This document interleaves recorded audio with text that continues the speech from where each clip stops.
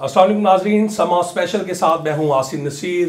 मुस्लिम league नून ने लाहौर में ना सिर्फ एक तारीख रकम की, बल्कि जो ये कहा जाए कि इस महंगाई और ख़ास तौर पर जिस तरह की गुज़श्ता 16 माह की कारकर्दगी थी, उसके बाद बहुत ज़्यादा सवालात उठ रहे थे कि 21 अक्टूबर नवाज शरीफ का इस्तकबाल किस तरह होगा।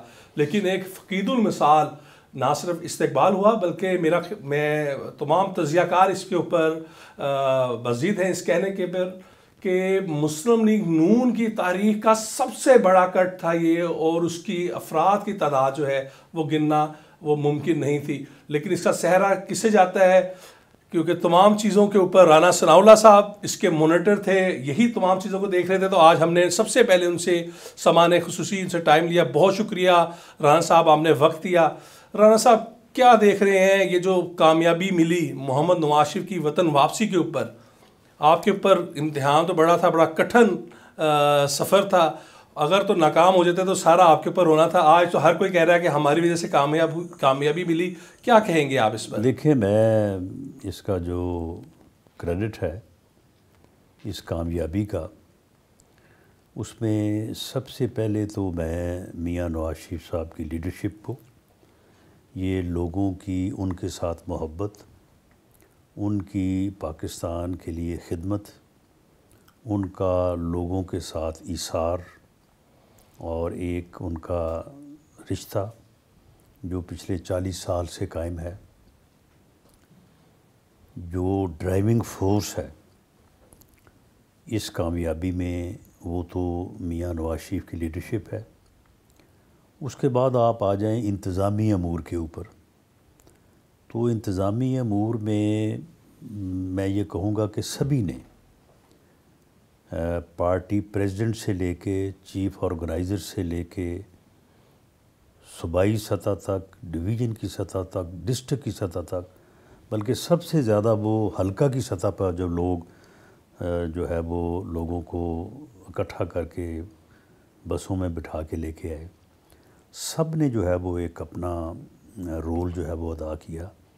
और पंजाब में बिलखसूस और बाकी वैसे पूरे मुल्क में, क्योंकि हर जगह से यानी हर सूबे से, गिलगित बल्तिस्तान से, आज़ाद कश्मीर से, पाकिस्तान के हर हिस्से से लोगों की नुमाइंदगी थी।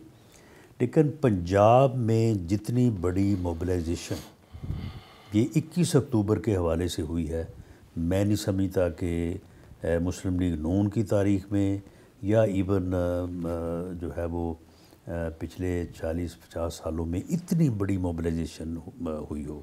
हर हलके से लोग, हर हलके से 297 हलके हैं, हर हलके से जहाँ से एक बस आ सकती थी एक, जहाँ से 10 आ सकती थी 10, जहाँ से 50 आ सकती 50, हर हलके में जो है वो मूवमेंट हुई है। और ये एक टीम वर्क था, सभी को इसका जो है वो क्रेडिट जाता है। बाकी मैं अल्लाह ताला का जो है वो लाख बार शुक्र अदा करता हूँ कि अब कामयाबी में तो सबकी कामयाबी है, टीम की कामयाबी है, लेकिन अगर खुदा ना खास्ता नाकामी होती तो फिर ज़िम्मेदार मैं ही था। बिल्कुल, आपने कहा। चले ये तो बताएं कि लोग कितने थे? देखें जी, लोगों का मामला ये है कि जो जलसा गाह, जो पंडाल था, उसके अंदर खचाखच जो लोग भरे हुए थे, उसकी तादाद अब हम तो स्क्वायर फुट के हिसाब से या कुर्सियों के हिसाब से लगा सकते हैं। जब एक कुर्सी की जगह के ऊपर 3-4 आदमी जो आप आपस में जुड़े हुए हों, तो उसका आप गिनती से अंदाज़ा तो नहीं लगा सकते। लेकिन मैं समझता हूँ कि पंडाल के अंदर जो है वो जो एक फिगर है कि जी लाख से आदमी ऊपर हो जाएं तो फिर गिनती नहीं रहती, तो ऐसा माहौल था। उसके बाद पंडाल के बाहर जितने लोग अंदर थे उससे ज़्यादा लोग जो है वो बाहर थे। और फिर आप इसकी गिनती किस तरह से करेंगे कि आज तक कभी किसी भी प्रोग्राम में, जो 2 बड़े प्रोग्राम यहाँ पे 1986 में और 2011 में हुए हैं, उन प्रोग्राम्स में भी ऐसा नहीं हुआ कि यानी 13-13 मील, 15-15 मील तक लोग काला शाह काकू, पूरा रिंग रोड, पूरा अपना मोटरवे, पूरा GTS, ادھر سے جو ہے وہ پورا یعنی جب آپ ٹھوکر نیاز بیگ سے آگے گزرتے ہیں یعنی ٹوٹل جیم تھا. اور آپ وہ بسیں جو ہیں، آپ میڈیا کے لوگوں نے سروے کیا ہے، خود لوگوں نے بتایا، ہمارے لوگوں نے تو خیر ہمیں بتایا ہی بتایا کہ بسیں کو خالی نہیں تھی، بھرے ہوئے تھے، لوگ بیٹھے تھے. اور پھر کچھ لوگوں نے ہمت کی ہے کہ کچھ لوگ جو ہے وہ 5-5 7-7 میل جو ہے وہ پیدل چل کے جو ہے وہ جلسہ گاہ پہنچے ہیں. تو اس لیے تعداد جو ہے وہ میں مبالغہ رائی کرنی نہیں چاہتا، لیکن ان گنت جو ہے وہ لوگ تھے، اور میں نہیں سمجھتا کہ کوئی بھی ان کی صحیح جو ہے وہ کاؤنٹ اس کا کر سکتا ہے. رانا صاحب، آپ کے مخالفین یہاں پر بڑا سوشل میڈیا پہ ٹرول کر رہے ہیں کہ یہ کھانے پہ لائے گئے، پیسے دیے گئے. کیا راز کیا تھا؟ اتنے واقعی لوگ آئے کس طرح؟ کیا وجہ کیا تھی؟ دیکھیں اس میں جبکہ مہنگائی اتنی زیادہ ہے. اس میں بہت ساری چیزوں نے جو ہے وہ اپنا رول پلے کیا ہے. ایک تو یہ ہے کہ ہمیں اس بات کا احساس تھا کہ اگر جماعت اپنے لیڈر کو ویلکم کرنے میں اور اسے فقید المثال بنانے میں، اسے کامیاب بنانے میں اگر کامیاب نہیں ہوتی تو پھر نیکسٹ کوئی اور کامیابی پھر اس کا انتظار نہیں کرے گی. ایک تو ہمیں یہ احساس تھا. اس احساس کو ہم نے گراس روٹ لیول تک لوگوں تک پہنچایا، اور پھر جو ہمارے ایک طریقہ کار ہے، یعنی ایک قومی رویہ ہوتا ہے کہ چلو کوئی نہیں جی، باقی سارے کر ہی لینا، میں نہ بھی کرانگا تو کیڑی گل ہے. تو اس طرح سے پھر سارے ہی نہیں کرتے. تو اس مرتبہ جو ہے وہ ہم نے اس بات کا چیک رکھا کہ جو کرے گا اس کو شاباش بھی دیں گے، اور جو نہیں کرے گا اس کا بھی ہمیں معلوم پڑ جائے گا. اس لیے لوگوں کو جب یہ احساس ہو گیا کہ ہمیں کوئی دیکھ بھی رہا ہے، ہمیں جو ہے وہ اس مرتبہ اچھا کرنے پہ شاباش ملے گی اور نہ کرنے پہ جو ہے وہ کوئی جواب دہی ہوگی، تو پھر میں سمجھتا ہوں کہ ہر سائڈ پہ جو ہے وہ لوگوں نے پھر اپنی ذمہ داری کو جو ہے وہ پورے خلوص اور پوری کمٹمنٹ کے ساتھ نبھایا.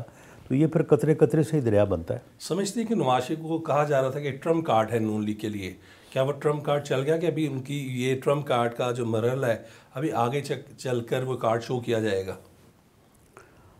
میرا خیال ہے کہ نہ صرف وہ چل گیا ہے، بلکہ ہمارے مخالفین اور ہمارے اپنے لوگوں نے تو خیر کہنا ہی کہنا ہے، ان کی بھی توقعات سے زیادہ جو ہے وہ چل گیا، کیونکہ میاں صاحب نے وہاں پہ ہارٹ ٹو ہارٹ بات کی ہے، اور ان کا کوئی ایک لفظ بھی ایسا نہیں ہے جس کے اوپر کوئی کہہ سکے کہ جی دیکھیں یہ زیادتی ہے.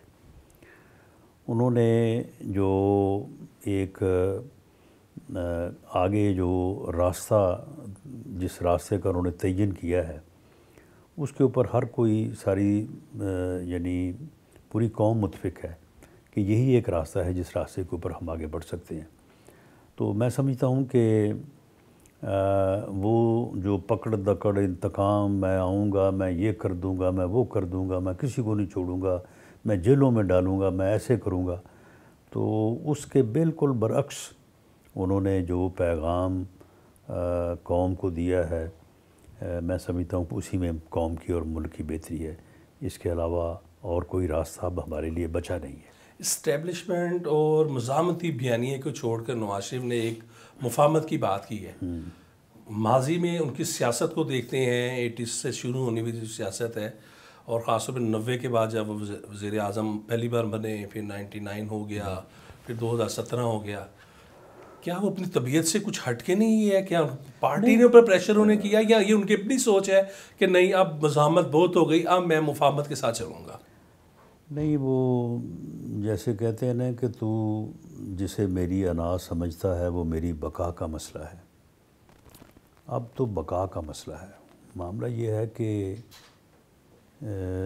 جو بحرانی کیفیت اس وقت ملک میں ہے، معاشی طور پہ، معاشرتی طور پہ اور سیاسی طور پہ، اب اگر ہم ان چیزوں میں پڑ گئے کہ دوسرے کو پکڑیں گے اور دوسرے کو سبق سکھائیں گے، تو میرا خیال ہے کہ پھر پوری قوم کو ہی جو ہے نا وہ کہیں پھر سبق سیکھنا نہ پڑ جائے.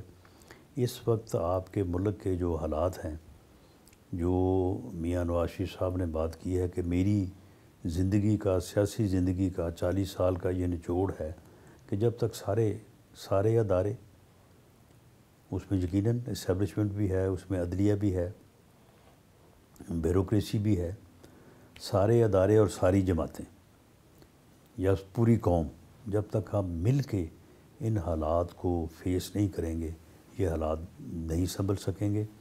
اور اب حالات اس نہج پہ پہنچ چکے ہیں کہ ہمیں اپنا وجود برقرار رکھنا، اگر ہم نے پھر سے غلطیاں دہرائیں تو شاید مشکل ہو جائے گا۔ اب تو دیکھیں نا، حکومت تو نہ آپ کی ہے نہ کسی اور سیاسی جماعت کی، نگران سیٹ اپ چل رہا ہے۔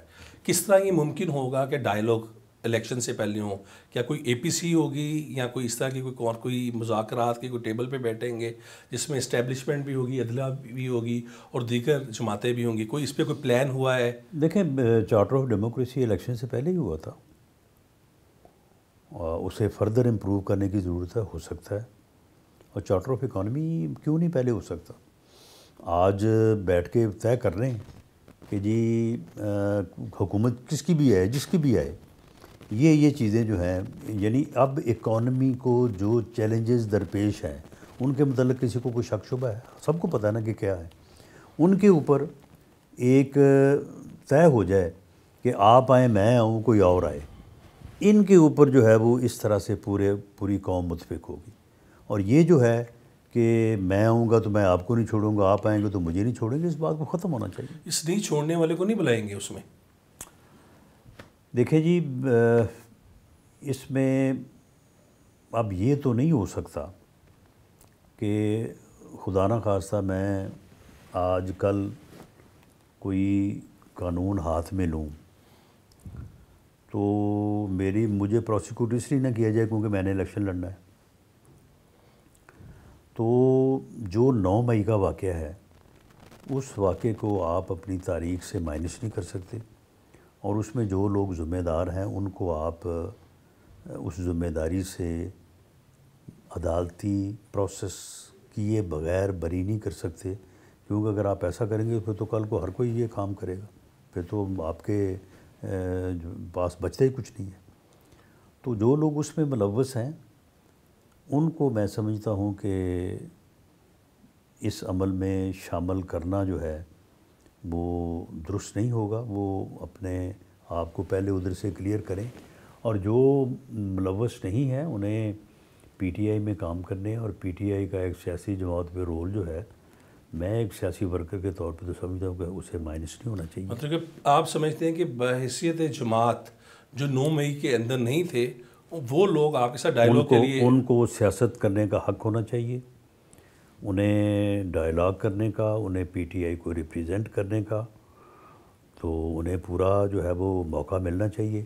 اور انہیں بھی چاہیے کہ وہ اگر ایک سیاسی جماعت ہے، اگر تو وہ ایک کلٹ ہے اور ایک آدمی کے پیچھے ہے تو پھر تو ٹھیک ہے، ان کی مرضی ہے جو بھی وہ کرنا چاہیں، لیکن اگر وہ ایک سیاسی جماعت ہے تو انہیں ایک سیاسی جماعت کے طور پہ اپنا رویہ اور بیہیو کرنا چاہیے۔ عمران خان پر تو اب سائفر پر بھی فرد جرم عائد ہو گئی اور اب باقاعدہ ان کا ٹرائل جو ہے، آپ وزیر داخلہ رہے ہوئے ہیں، کیا دیکھ رہے ہیں؟ سائفر میں سزا ہوگی؟ دیکھیں، ان کے اوپر جو 2-3 کیسز ہیں نا، مثال کے طور پر یہ سائفر کیس جو ہے، اس میں انہوں نے خود کیا ہوا ہے سارا، ان کی یعنی اپنی تقریریں ان کے خلاف گواہ ہیں، کسی اور کو گواہی دینے کی ضرورت نہیں ہے، ان کی ٹیلی فون ایک کنورسیشن جو ہے وہ ان کے خلاف گواہ ہے۔ اسی طرح سے جو ہے اپنا وہ توشہ خانہ، اب وہ گھڑی جو ہے وہ یعنی کراؤن پرنس نے دی تو ان کو تھی، تو وہ دبئی میں کیسے پڑی ہے؟ اور جس بندے کے پاس پڑی ہے تو پھر وہ بندہ جو کہے کہ میں نے اتنے میں لی ہے اور اس طرح سے لی ہے، تو پھر آپ اس کو تسلیم کیے بغیر آپ کے پاس کیا چارہ ہے؟ اور اسی طرح سے جو القادر ٹرسٹ ہے، اس میں بھی باقاعدہ وہ رقم جو ہے وہ وہاں سے ایک پراپرٹی ٹائکون کے اکاؤنٹ میں آئی ہے، اور اسی پراپرٹی ٹائکون سے ان کو باقاعدہ القادر ٹرسٹ کے نام کے کم از کم 7 ارب روپے کے ایسٹ جو ہیں وہ ان کو ٹرانسفر ہوئے ہیں۔ تو یہ 2-3 کیسز جو ہیں یہ بالکل 2 + 2 = 4 ہیں، اور بدقسمتی یہ ہے کہ ایک آدمی جو لوگوں کو اس وقت گالیاں دے رہا تھا، لوگوں کو جیلوں میں بند کر رہا تھا کرپشن کے اوپر اور جھوٹے الزامات کے اوپر، اور خود یہ کر رہا تھا۔ رانا صاحب، پراپرٹی ٹائکون کی آپ نے بات کی، ان کی کہا جا رہا ہے کہ کراچی میں بھی جو بیریئر ٹاؤن ہے اسے بھی اس کا NOC کو کینسل کر دیا گیا ہے۔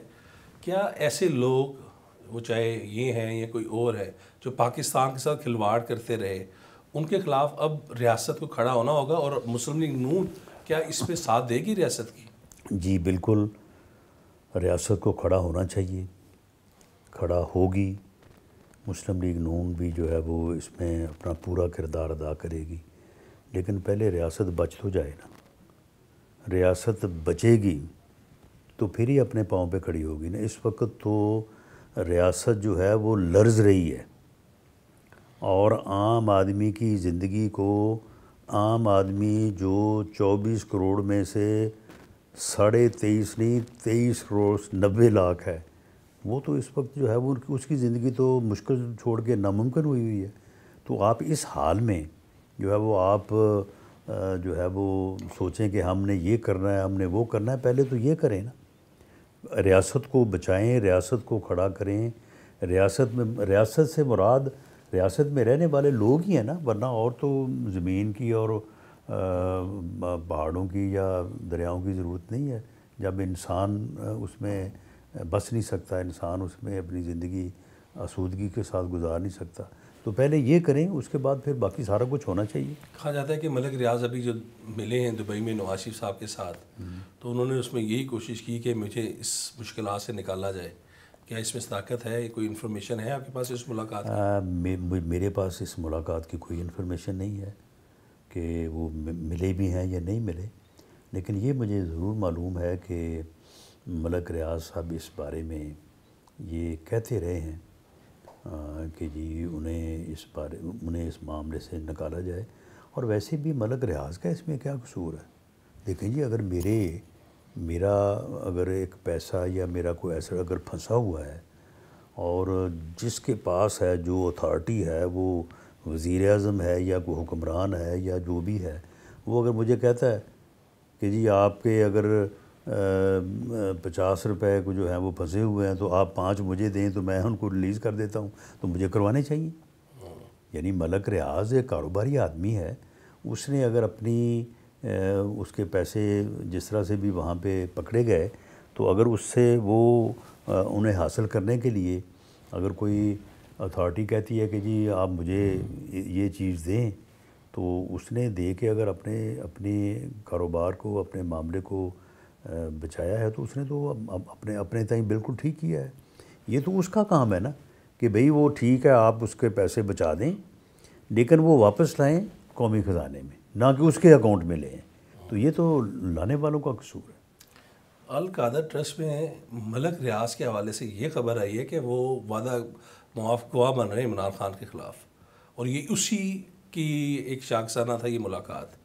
تو آپ سمجھتے ہیں کہ یہ بات نہیں ہے، یہاں ہو سکتا ہے یہ؟ کیونکہ آپ وزیر داخلہ بھی رہے ہیں، آپ کے پاس تو انفارمیشن نہیں، دیکھیں اس میں وعدہ معاف کی ضرورت نہیں ہے۔ اس میں اس کی وجہ ہے کہ القادر ٹرسٹ کے نام جو پراپرٹی تقسیم ہوئی ہے، پراپرٹی جو منتقل ہوئی ہے، تو وہ تو باقاعدہ ثبوت ہیں، باقاعدہ رجسٹری ہیں۔ تو اس میں اپنا ملک ریاض نے کیا بیان دینا ہے کہ یہ رجسٹریاں جو ہیں یہ ان کے نام پہ ہوئی ہیں، تو وہی ہوئی ہیں، وہ رجسٹرڈ ڈیڈ ثبوت ہے اس بات کا۔ اور اسی دوران اس کے پیسے انگلینڈ سے جو کہ قومی خزانے میں آنے تھے، وہ اس کی جو انسٹالمنٹ پے ہونی تھی اس اکاؤنٹ میں گئے، اور وہ اکاؤنٹ بھی جو ہے وہ ثبوت ہے۔ یعنی اس کیس میں کسی کے گواہی دینے کی تو میرا نہیں خیال کہ اس ڈاکومنٹری پروف کے بعد کسی کی کوئی ضرورت ہے۔ اچھا، مطلب کہ یہ ہے کہ یہ بڑا اوپن اینڈ شٹ کیس ہے۔ یعنی ان کا پیسے وہاں پہ پکڑے گئے، گورنمنٹ نے انفارم کیا پاکستانی گورنمنٹ کو کہ یہ آپ کی پاکستانی اوریجن بنتی ہے، یہ پیسے پکڑے گئے ہیں، ہم یہ آپ کو واپس بھیجنا چاہتے ہیں، آپ اپنا اکاؤنٹ نمبر دیں۔ اسی دوران شہزاد اکبر نے ملک ریاض سے رابطہ کیا کہ آپ اتنے ہمیں دیں، تو ہم یہ پیسے جو ہے یہ اس طرح سے آپ کے اکاؤنٹ میں جو ہے وہ واپس آپ کو کھڑا دیتے ہیں۔ ایک آدمی کا 50 ارب ڈوب رہا ہے، تو اسے 5-7 ارب دے کے 42 بچ جائے تو اسے کیا اس میں آ رہا ہے جی، وہ کاروباری آدمی اس نے کر لی. رانا صاحب نواز شریف کی طرف ایک نقطہ میں پھر آتا ہوں. انہوں نے اپنی تقریر میں ایک بات جو کی نا کہ سب مل کر چلیں. کیا مستقبل میں لگ رہا ہے کہ نواز شریف تمام صوبوں کا دورہ کریں گے یا تمام سیاسی جماعتوں سے رابطے کریں گے، خود سے کریں گے، یا پھر لوگ دوسری جماعتیں ان سے رابطہ کریں گے؟ کیا کوئی آپ کو نظر آتی ہے؟ میرا خیال اس میں کوئی حرج نہیں ہے، دوسری جماعتیں رابطہ کریں تب بھی، وہ خود رابطہ کریں تب بھی، ملک کی خاطر، قوم کی خاطر، بہتر نیشنل فیوچر کی خاطر میاں صاحب کو جانا پڑے تو بالکل جانے میں کوئی حرج نہیں ہے. زرداری صاحب کے پاس بھی جانا پڑے؟ بالکل، کیوں، کوئی ایسی بات نہیں ہے. تمام سیاسی جماعتوں، میرا خیال ہے بلکہ جس طرح سے میاں صاحب نے دہشت گردی، جب آرمی اسکول والا واقعہ ہوا تھا تو اس کے بعد انہوں نے خود فون کر کے سب کو بلایا تھا اور ایک کنسنسس ہوا تھا، اور اس کے بعد ہی پھر دہشت گردی کو جو ہے وہ جڑ سے اکھاڑ پھینکا گیا. تو اس طرح کی کوئی کوشش کرنے میں کوئی حرج نہیں ہے، بلکہ میں سمجھتا ہوں کہ وہ ملک اور قوم کے لیے بڑی خوش آئند ہوگی. اس بارے میں ابھی میاں صاحب نے کوئی تفصیل جو ہے جو ان کے ذہن میں ہے وہ پارٹی کے ساتھ شیئر نہیں کی. میرا خیال ہے کہ اگلے 2-4 روز میں کوئی میٹنگز ہوں گی تو اس میں یہ ساری چیزیں سامنے آ جائیں. اچھا، یہ بڑی اچھی آپ نے بات کی کہ ایک قومی سطح پر ایک اے پی سی یا میاں صاحب خود چل کے جائیں، دونوں آپشن ہو سکتے ہیں. دونوں ہو سکتے ہیں. اس میں میرا نہیں خیال کہ میاں صاحب اس معاملے میں الجھیں گے کہ جی میں جاؤں یا کوئی میرے پاس آئے. انہیں دونوں صورتوں میں جو مقصد ہے اس کا حصول ان کے پیش نظر ہوگا، انہیں کوئی اس بارے میں آر نہیں ہوگا. رانا صاحب، یہ ہم نے ساری بات کر لی کہ جی میاں صاحب اگر جاتے بھی ہیں. اس وقت الیکشن کی جو تاریخ ہے اب سپریم کورٹ میں بھی اس کی سماعت شروع ہو گئی ہے، اور کیا لگ رہا ہے کہ الیکشن کیا واقعی جنوری کے آخر میں ہو جائیں گے؟ کیونکہ آپ کے جنوری فروری یہی بنتا ہے جی، یعنی جس دن ڈی لمیٹیشن اناؤنس ہوگی حلقے، اس سے 54 ڈیز ہے. یہ 30 نومبر سے آپ 24-23 جنوری بنتا ہے، 54 ڈیز لے لیں، یہی ہے. ٹھیک ہے، اور اس کے مطلب کہ یہ ہوں گے انشاءاللہ. مطلب الیکشن اب ہو جائیں گے. ایک جو اسلام آباد سے بڑی خبریں گردش کر رہی تھیں کہ شاید جناب کوئی یہ سیٹ اپ جو ہے یہ 2-3 سال کا لمبا چلے گا.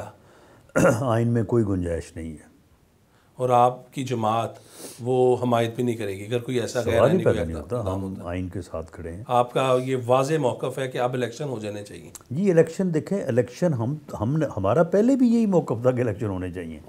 پہلے اگر ہم نے مخالفت کی تھی تو وہ اس بات کی تھی کہ 2 صوبوں میں علیحدہ نہیں ہونے چاہیے، اور اس کے بعد اگر ہوئی ہے تو وہ ڈی لیمیٹیشن کی وجہ سے ہوئی ہے کہ ڈی لیمیٹیشن جو ہے یہ پینڈنگ تھی، اور 2017 کا جو سینسس ہے اس کے اوپر ایک ہی الیکشن ہو سکتے تھے، دوسری بار نہیں ہو سکتے تھے.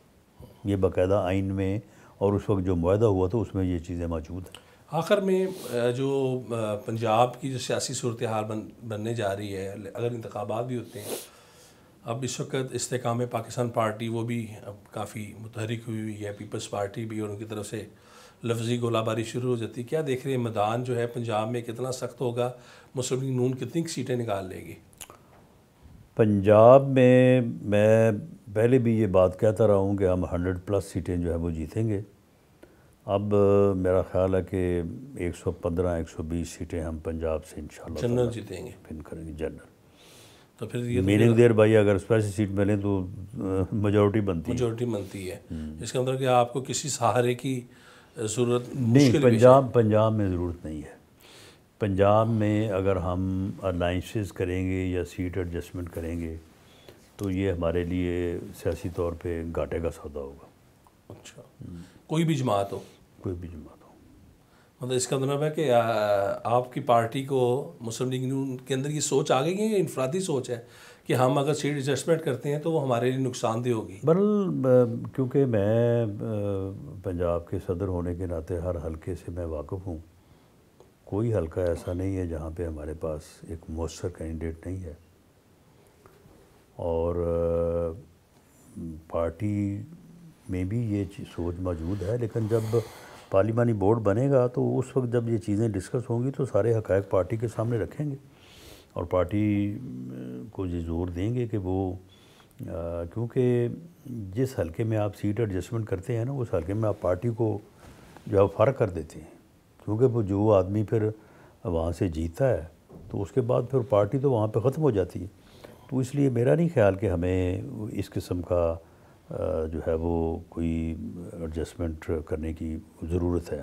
ضرورت ہمیں نہیں ہے. باقی سیاسی طور پہ اگر کسی کو کوئی ایک دو جگہوں پہ فیسیلیٹیٹ کرنا ہو تو بلدا چیز ہے. چودھری شجاعت صاحب وغیرہ کے جو صاحبزادگان ہیں ان لوگوں کو ایسا کوئی وہ اب مرج ہو رہے ہیں آپ کے اندر یا وہ بطور مسلم لیگ کاف آپ نہیں، میرا خیال ہے کہ وہ بطور مسلم لیگ کاف ہی الیکشن لڑنے کی تیاری ہے ان کی. ٹھیک ہے، لیکن وہ آپ کے ساتھ سیٹ ایڈجسٹمنٹ آپ لوگوں کی ان کے ساتھ ہو سکتی ہے. بس کوئی ایسے کوئی 2-4 کیس اگر ہو جائیں تو وہ ایک علیحدہ چیز ہے. جن لوگوں نے 20 حلقوں میں آپ کو سپورٹ کیا تھا ان کی کیا پوزیشن ہوگی انکلوڈنگ راجہ ریاض صاحب؟ تو آپ میں شامل ہو گئے راجہ ریاض صاحب، لیکن جو دیگر کچھ دوست رہ گئے ہیں ان کی کیا پوزیشن وہ ہوگی؟ ان میں سے کوئی تقریباً 12-13 لوگ تو شامل ہو گئے ہیں تو ان کو ہم ایڈجسٹ کریں گے. پارٹی بڑا اس کے اوپر کلیئر ہے کہ اس ابتلا کے دور میں جو کہ بڑا مشکل دور تھا، بھلے وہ 3.25 سال پی ٹی آئی کا دور ہو یا بعد کے 16 مہینے ہوں،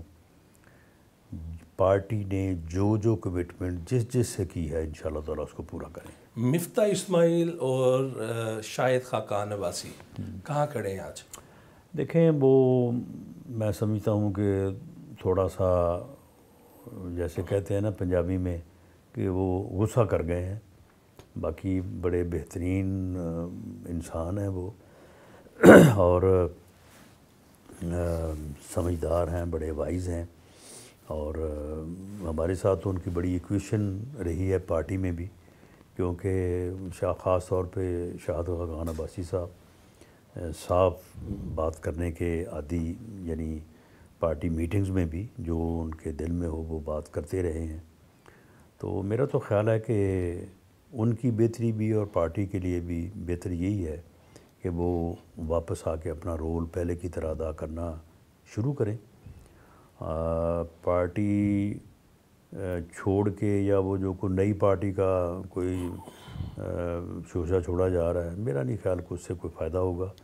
یہ اچھے بڑے لوگ جو ہیں یہ سیاسی طور پہ ضائع ہوں گے. مطلب شاہد خاقان عباسی آپ کو نہیں لگتا کہ وہ چودھری نثار بنیں گے؟ انہیں نہیں بننا چاہیے. ان کا بڑا تعلق ہے میاں نواز شریف صاحب کے ساتھ، انہوں نے جیل کاٹی ہوئی ہے. تو یہ کوئی آج کی بات تو نہیں ہے، پچھلے 30-35 سال کی بات ہے. تو اتنے تعلقات جو ہیں وہ اس طرح سے چھوٹی چھوٹی باتوں پہ تو نہیں چھوڑے جا سکتے. اختلاف ان کا آخر ہے کیا؟ پارٹی سے کوئی بھی نہیں.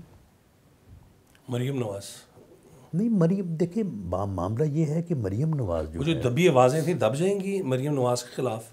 آپ بھی اس کا ایک نشانہ بنے اور آپ کے خلاف بھی لوگ اسی لیے ہوتا تھا کہ شاید مریم کے قریب ہیں. نہیں دیکھیں، اب وہ دب جائیں گی نواز شریف کے آنے سے. دیکھیں معاملہ، میں نہ کسی کے قریب ہوں نہ میں کسی سے دور ہوں. میں پارٹی کا بندہ ہوں، میں کسی پرسنالٹی کا بندہ ہوں ہی نہیں. بڑی سیدھی بات ہے. معاملہ یہ ہے کہ لیڈرشپ وہ ہوتی ہے جس کے اوپر سب کا کنسنسس ہو. میاں نواز شریف لیڈر اس لیے ہے کہ پوری پارٹی اس کے اوپر متفق ہے. میاں نواز شریف کی جگہ وہی لے سکتا ہے جس کے اوپر پوری پارٹی متفق ہو.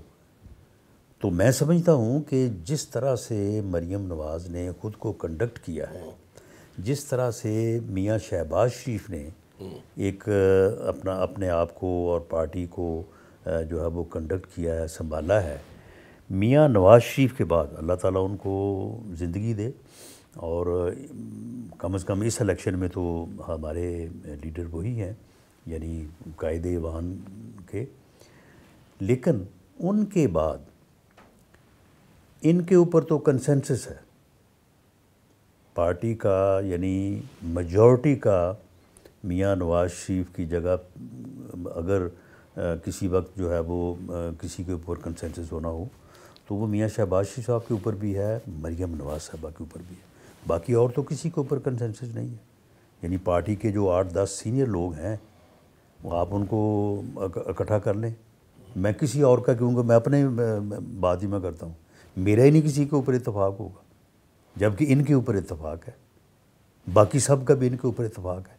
تو پھر اس بات کا جھگڑا کس لیے کہ جی مریم نواز صاحبہ جو ہے ان کی لیڈرشپ کو ہم تسلیم نہیں کریں گے؟ بھئی پارٹی کو ایک آدمی نے لیڈ تو کرنا ہے نا، ایک آدمی لیڈ کر رہا ہے، ابھی تو ایسی صورت نہیں ہے، لیکن جب صورت ہوگی تو پھر جن لوگوں نے جو ہے وہ پارٹی میں اس لیول کے اوپر پرفارم کیا ہے، میاں شہباز شریف نے کیا ہے، مریم نواز نے کیا ہے، حمزہ کی بڑی سیکریفائزز ہیں، تو ان کے اوپر کنسنسس نہیں ہوگا تو کس کے اوپر ہوگا؟ اور لیڈر وہی ہوتا ہے جس کے اوپر سب کا کنسنسس ہو۔ باقی کوئی لیڈر یہ نہیں کہ اس کے کوئی 4 ہاتھ ہونے ہیں یا اس نے کوئی بہت کوئی اپنا طاقتور چیز ہونی ہے۔ اس کی بنیادی چیز یہ ہے کہ پارٹی کا میجورٹی کا یا الٹیمیٹ پارٹی کا اس کے اوپر کنسنسس ہو۔ رانا صاحب، یہ آپ نے بڑی اہم بات کر دی۔ میں نواز شریف کی تقریر سے ہی میں صرف کروں گا کہ باڈی لینگویج کہ مریم نواز کو کھڑا کر کے انہوں نے شہباز شریف کا بھی ہاتھ بلند کیا ہوا میں، حمزہ کا بھی مریم نواز کے ساتھ کھڑا کر کے، کیا نواز شریف نے یہ عوام کو اور پارٹی کو پیغام دے دیا کہ میری اب جان نشین وہ میری بیٹی ہے؟ جی بالکل، یہ انہوں نے پیغام جو دیا سو دیا، لیکن معاملہ یہ ہے کہ مریم نواز نے بھی یہ ثابت کیا ہے کہ وہ اپنے باپ کی لیگیسی جو ہے، جو پارٹی جو ہے، وہ پارٹی کو لیڈ کرنے کی صلاحیت رکھتی ہے۔ میاں شہباز شریف نے بھی اپنی وفا کے ساتھ اور جب بھی ان کے اوپر ذمہ داری اور موقع ملا ہے، انہوں نے بھی یہ ثابت کیا ہے کہ میں اس قابل ہوں۔ تو معاملہ یہ ہے کہ اور اس کے اوپر پارٹی کا بھی جو ہے وہ کنسنسس ہے۔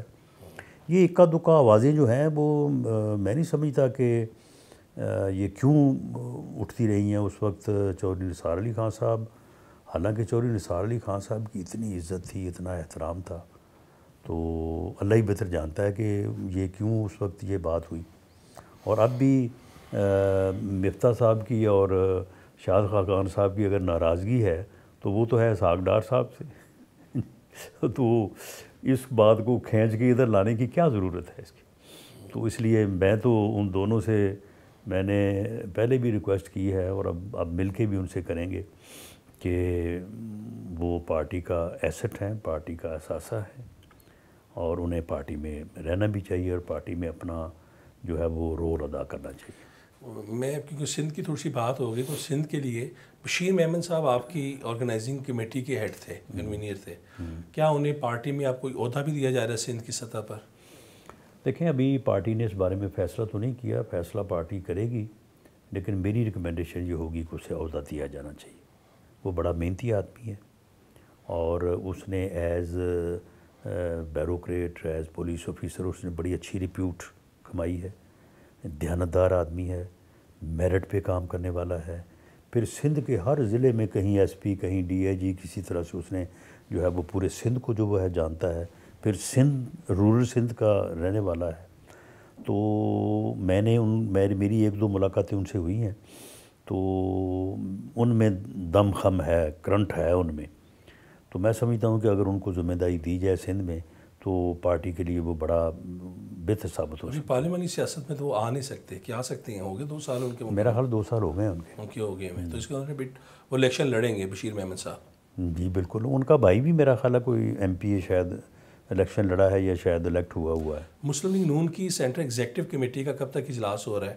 کیونکہ ہم آپ کے قائد بھی آ گئے ہیں اور ایک طویل میرا خیال ہے کہ 24 تاریخ کل ہے، تو 24 کے بعد کو تھوڑا سا جو یہ کیسز کا پتہ چل جائے، کو تھوڑا ڈیٹیں آگے چلی جائیں، تو اس کے بعد پھر میاں صاحب میرا خیال ہے دوسرے صوبوں کے لیے بھی نکلیں گے، کوئٹہ، پشاور، کراچی، ان کا جانا بڑا ضروری ہے اور وہ جائیں گے انشاءاللہ، اور اس کے ساتھ پھر اجلاس بھی ہوں گے۔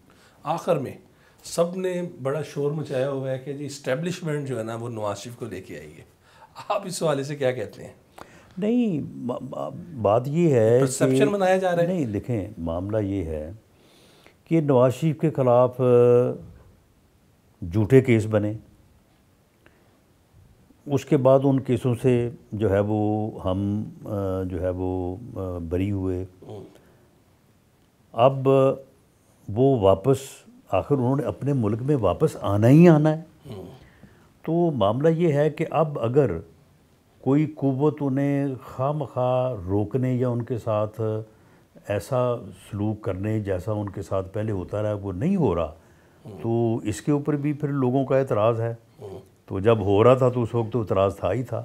تو میں سمجھتا ہوں کہ یہ صرف جو ہے وہ جو لوگ یعنی مخالفت برائے مخالفت، جس طرح سے اب جلسہ ہے، اب جلسے کے اوپر جب کوئی بات ہی نہ کر سکا یا مخالفین یہ کہنے کی جرت نہیں کر سکے کہ جی جلسہ جو ہے وہ ٹھیک نہیں تھا، تو اب وہ کہتے ہیں جی یہ اسٹیبلشمنٹ نے کروا دیا ہے، جی یہ حکومت نے کروا دیا ہے. تو یہ تو پھر وہی بات ہے نا کہ جب آپ نے کسی بات کو تسلیم نہیں کرنا تو پھر کوئی نہ کوئی بہانہ تو ہوتا ہے. مطلب اس میں اسٹیبلشمنٹ نیوٹرل ہے. جی بالکل، ان کے آنے میں اور ان کے استقبال میں قطعاً کسی جگہ پہ کسی کا کوئی رول نہیں ہے. جتنا بھی رول ہے وہ پارٹی کا ہے. پارٹی کا رول ہے. آخر میں لوگ مجھے خاص طور پہ بڑا یہ کہتے ہیں، اب اپنے چینل کے توسط سے لوگ جو 9 مئی کے اندر کچھ ایسے لوگ گئے تھے جو سیاسی ورکر اس طرح نہیں تھے، لیکن وہ صرف ٹی وی پہ وہ دیکھ کر چلے گئے.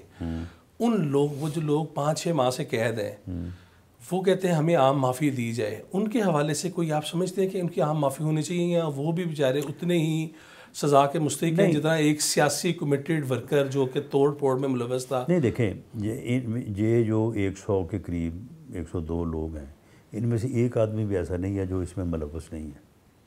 یہ لوگ 500 پلس ہے نا ویسے لوگ تو جو گرفتار ہیں، لیکن جن لوگوں کو انہوں نے پروسیکیوٹ کرنے کا فیصلہ کیا ہے. دوسری بات یہ ہے کہ دیکھیں ایک عدالت ہے، ملٹری کورٹس ہیں یا اینٹی ٹیررسٹ کورٹس ہیں، وہاں پہ تو فیصلہ میرٹ پہ ہی ہونا ہے. معافی کا سوال اس کے بعد آئے گا جب ان کی اپیلیں جو ہیں وہ آرمی چیف کے پاس جائیں گی. تو میرا خیال ہے کہ معافی تلافی کا راستہ نکل سکتا ہے. اور میاں نواز شریف صاحب نے جو کال دی ہے اس سے بھی اس بارے میں جو ہے وہ تقویت ملتی ہے کہ بہرحال ہمیں ایک دفعہ جو ہے یہ معاملات کو فہم و تفہیم سے طے کر کے آگے چلنا ہوگا اور ان چیزوں سے آگے بڑھنا ہوگا. 9 مئی کے واقعات بھی جو پلانرز کے علاوہ دیگر افراد ہیں ان کی معافی ہو سکتی ہے. ان میں ایسے لوگ جن کا آپ نے ذکر کیا ہے کہ وہ لوگ اس طرح سے بائی انٹینشن اس میں شامل نہیں تھے، لیکن کو کسی کے بہکاوے میں آ گیا یا جو لوگ اس وقت بات بھی کر رہے ہیں کہ جی ہمارا کوئی ایسا تعلق تو نہیں تھا لیکن ہم اس طرح سے جو ہے وہ اس چکر میں آ گئے، تو ان لوگوں کو میں سمجھتا ہوں کہ معافی ملنی چاہیے. خان صاحب، آپ کو میں نے بڑے قریب سے دیکھا ہے اور آپ کی بیگم کی میں آخر میں لازمی کروں گا کیونکہ ہمارے ڈیجیٹل میں اس سارے کا سارا ہمارا انٹرویو جائے گا کہ انہوں نے تنہا اس وقت پارٹی میں، کیونکہ گرفتاریاں اتنی ہو رہی تھیں کوئی نہیں تھا، انہوں نے بڑی فائٹ لڑی. اور آپ کے گھر آپ کی بیٹی، ایک ہی بیٹی ہے اور آپ کے داماد، انہوں نے بڑی وہ خود سے جنگ لڑی آپ کی رہائی کے لیے. آپ کے ساتھ جو ظلم ہوا اور آپ کو میں دیکھتا رہا جس حالت میں آپ کو لایا جاتا تھا پیشیوں پہ، آپ نے بھی معاف کر دیا ان کرداروں کو. فیض یاب جو تھے، وہ تمام افراد جو تھے، انہیں آپ نے بھی معاف کر دیا ہے یا ان لوگوں کو تو کٹہرے میں آنا ہوگا جن لوگوں نے لوگوں کو موت کی چکی تک پہنچایا؟ دیکھیں بات یہ ہے کہ اب بات کرنی جو ہے نا یہ تو بڑی آسانی سے آدمی بات کر لیتا ہے، ہو جاتی ہے، لیکن معاملہ یہ ہے کہ آپ کے اوپر ایک ایسا کیس بنایا جائے جس کے متعلق اگلے دن جب آپ عدالت میں پیش ہوں تو آپ کے وکلاء، اعظم زی تارڑ موجود ہیں گواہ، آپ کے وکلاء آپ سے کہیں کہ جی یہ رانا صاحب خاموش ہو جائیں، اب کوئی بات نہ کریں، یہ بڑا ظالم کیس پڑ گیا ہے. یہ ٹوٹل 3 گواہ ہیں، انہوں نے بیان لینے اور آپ کو سزائے موت ہو جانی. اس وقت کھڑے ہونا اور یہ کہنا کہ میں کل تک اپنی جماعت اور اپنے لیڈر نواز شریف کے ساتھ 100% کھڑا تھا، آج 1000% ہوں، تو یہ بات جو ہے وہ آسانی سے بندہ کر لیتا ہے، لیکن اس وقت یہ بات کرنی جو تھی بڑی مشکل تھی. تو اس وقت میں سمجھتا ہوں کہ فیملی بھی ساتھ کھڑی ہوئی، پارٹی بھی ساتھ کھڑی ہوئی، پارٹی کے لوگوں نے بھی جو ہے وہ سارے لوگ پہنچے، سارے لوگ جو ہے وہ ساتھ کھڑے ہوئے۔ تو میں نے تو جس دن مجھے رہائی ملی ہے، میں قرآن پاک لے کے میں اسمبلی میں گیا، میں نے اسمبلی میں قرآن پاک اپنے ہاتھ میں اٹھایا اور میں نے اسپیکر صاحب سے کہا، میں نے کہا یہ قرآن پاک میرے ہاتھ میں ہے، میں اسے اور چھت کے اوپر 99 نام اللہ تعالیٰ کے لکھے ہوئے ہیں، میں ان کے سائے میں قرآن پاک کو گواہ بنا کے کہتا ہوں کہ اگر یہ ہیروئن منشیات میری گاڑی سے برآمد ہوئی ہیں اور میرا ان سے تعلق تھا تو اللہ تعالیٰ کا قہر اور غضب میرے اوپر نازل ہو، اور اگر یہ غلط ہے اور میرے ساتھ یہ ظلم ہوا ہے تو جن لوگوں نے کیا ہے ان کے اوپر اللہ کا قہر اور غضب نازل ہو اور اللہ تعالیٰ ان کے اوپر ذلت مسلط کرے۔ میں اس لیے مطمئن ہوں اور میں انتقام نہ لینا چاہتا ہوں، نہ میرے دل میں کوئی اس کی جو ہے وہ خواہش ہے کہ اللہ تعالیٰ نے ان لوگوں کے اوپر اپنا قہر اور غضب اور ذلت مسلط کر دی ہے، وہ میرے سامنے ہیں۔ اللہ نے جب انصاف کر دیا تو میں اس انصاف کے اوپر بالکل میں مطمئن ہوں۔ مطلب آپ سمجھتے ہیں کہ جو کردار کو جو ہونا تھا، نہیں، یعنی معاملہ یہ ہے کہ اللہ تعالیٰ نے مجھے سرخرو کیا، یعنی وہ ANF کا ادارہ جو میرے خلاف یہ کیس بناتا ہے، اللہ نے مجھے وزیر داخلہ بنایا اور اسی ادارے کا سربراہ مجھے بریفنگ دے رہا ہے، اور جن لوگوں نے بنایا ان لوگوں کے اوپر ذلت مسلط ہوئی کہ نہیں ہوئی؟ اب میں کسی کا نام نہیں دیتا، تو پھر یہ اللہ نے کی ہے نا، تو اللہ کے انصاف کے اوپر اگر کوئی راضی نہیں ہوتا تو میں سمجھتا ہوں کہ یہ پھر اللہ بھی اس سے ناراض ہوتا ہے، اس لیے میں راضی ہوں اس بات کے اوپر۔ چلیں، بہت بہت شکریہ۔ رانا ثناء اللہ ہمارے ساتھ موجود تھے، انہوں نے کچھ بڑی باتیں کی، اور انہوں نے ایک تو اپنے حوالے سے بھی، جہاں پر نواز شریف نے کہا کہ میں کسی سے انتقام نہیں لیتا، اپنے حوالے سے بھی انہوں نے کہا کہ جو میرے ساتھ زیادتیاں ہوئیں، جو میرے پر ہیروئن ڈالی گئی، میں نے اس میں بھی معاف کر دیا اور اللہ تعالیٰ نے مجھے سرخرو کیا۔ ساتھ ساتھ ان کا یہ کہنا تھا کہ انتخابات ہوں گے، ہر صورت میں ہوں گے، مسلم لیگ نون کسی صورت بھی انتخابات سے نہیں بھاگے گی، اور ساتھ ساتھ جو بڑی انہوں نے بات کی وہ یہ کی کہ مسلم لیگ نون کے قائد نواز شریف نہ صرف تمام صوبوں میں جائیں گے بلکہ جلد ایک تجویز دی جا رہی ہے کہ وہ APC بھی طلب کریں گے، جس میں پاکستان تحریک انصاف کا وہ دھڑا جو 9 مئی میں شامل نہیں تھا انہیں بھی دعوت کی جائے گی، اور پھر بیٹھ کے ایک نیا پاکستان کا معاشی پلان جو ہے بنا کر پھر انتخابات کی طرف جایا جائے گا۔ اب تک کے لیے اتنا ہی۔ عاصم نصیر کو اجازت دیجیے، بہت شکریہ۔ رہا جلسہ اور صحیح جلسہ جی اللہ تعالیٰ کے فضل سے جلسہ جو ہے وہ بڑا کامیاب رہا ہے، اور ان پریسیڈنٹڈ جو ہے وہ کراؤڈ تھا، اور نہ صرف جلسہ گاہ کے باہر اطراف کی سڑکیں، اور اس کے بعد تقریباً 15 میل تک جو ہے وہ لوگ جو ہے وہ ٹریفک میں پھنسے ہوئے تھے، لوگ سارے پہنچ بھی نہیں سکے وہاں پہ، تو اس لیے اس کی کاؤنٹنگ جو ہے وہ تو ممکن نہیں ہے، لیکن بہرحال یہاں پہ ہونے والے بڑے جلسوں سے بھی یہ بڑا جلسہ تھا۔ رانا صاحب، جلسے پر مریم نواز بہت جذباتی تھی، سچ بتائیں عام دیکھنے والے بھی جذباتی ہوئے تھے، آپ بھی جذباتی ہوئے انہیں دیکھ کر، ماں باپ اور بیٹی کو دیکھتے ہاں، میں سمجھتا ہوں کہ وہ جو منظر تھا جب میاں نواز شریف صاحب ملے ہیں مریم نواز صاحبہ سے اور میاں شہباز شریف سے، تو بہرحال وہ بھی تینوں جذباتی تھے، اور ان کو دیکھ کے ان کے جذبات کو ہر کسی نے محسوس کیا۔ ہم جو ان کے بالکل قریب کھڑے تھے تو ہم نے بھی محسوس کیا، جو دور جلسہ گاہ میں لوگ تھے، اسٹیج پہ لوگ تھے، سب نے جو ہے وہ بڑا محسوس کیا، اور ایک بڑا جینون ایک یعنی وہ اگر آپ وہ دیکھیں کہ ایک وہ وقت کہ وہ قیدی ہیں اور ان کے سامنے ان کی بیٹی کو گرفتار کیا جا رہا ہے، ایک وہ وقت کہ میاں شہباز شریف صاحب بھی جیل میں ہیں، حمزہ شہباز بھی جیل میں ہے، باقی سارے جو ہے وہ کوئی بیرون ملک ہے، تو ایک وہ وقت اور ایک پھر آج یہ وقت، تو اس میں اللہ تعالیٰ نے ان کے اوپر اپنا خاص کرم کیا ہے، انہیں انہیں بھی سرخرو کیا ہے، ان کے ساتھ ان کی جماعت کو بھی کیا ہے، ہم لوگوں کو بھی کیا ہے. تو ایسے موقع کے اوپر جذباتی ہو جانا یا آنسو آ جانا جو ہے میں سمجھتا ہوں کہ یہ فطری بات ہے. چلے آخر آپ ماشاءاللہ جو نا ہم پنجاب اسمبلی میں بھی آپ کو دیکھتے تھے، آپ کا ایک حصے مزاح بڑا اچھا ہے. وہ نواز شریف صاحب کے اتنے جرا کبوتر آئے ਉਹਦੀ کی سٹوری وہ بھی کوئی دس دو. ਉਹਦੀ ਕੋਈ ਸਟੋਰੀ ਨਹੀਂ. ਉਹ ਅੱਲਾਹ ਤਾਲਾ ਦੀ ਤਰਫੋਂ ਇੱਕ ਉਹ ਅਮਨ ਦਾ ਪੈਗਾਮ ਲੈ ਕੇ ਆਏ ਸੀ. ਉਹਨਾਂ ਦੇ ਅਲਫਾਜ਼ ਦੇ ਅੰਦਰ, ਉਹਨਾਂ ਦੇ ਦਿਲ ਦੇ ਅੰਦਰ ਅਮਨ ਦੀ ਗੱਲ ਸੀ. ਉਹਨਾਂ ਨੇ ਕੋਈ ਐਸੀ ਗੱਲ ਨਹੀਂ ਕੀਤੀ ਜਿਹੜੀ ਇਸ ਤੋਂ ਹਟ ਕੇ ਹੋਵੇ. ਤੇ ਮੈਂ ਸਮਝਦਾ ਕਿ ਕਬੂਤਰ ਕਿਉਂਕਿ ਇੱਕ ਅਮਨ ਦੀ ਅਲਾਮਤ ਹੈ ਤੇ ਉਹ ਅੱਲਾ ਨੇ ਆ ਕੇ ਉਹਨਾਂ ਦੇ ਸਿਰ ਤੇ ਵੀ ਬਿਠਾਇਆ ਔਰ ਉਹਨਾਂ ਦੇ ਹੱਥ ਤੇ ਵੀ ਬਿਠਾਇਆ ਔਰ ਉਹਨੂੰ ਉਹਨਾਂ ਨੇ ਫਿਰ ਅੱਗੇ ਉਹਨਾਂ ਨੇ ਉਹਨੂੰ ਦਿਖਾਇਆ. ਮੈਂ ਸਮਝਦਾ ਕਿ ਇਹ ਉਹਨਾਂ ਦੇ ਖਲੂਸ ਦੀ ਇੱਕ ਨਿਸ਼ਾਨੀ ਸੀ. ٹھیک ہے، بہت شکریہ ران صاحب. Thank you.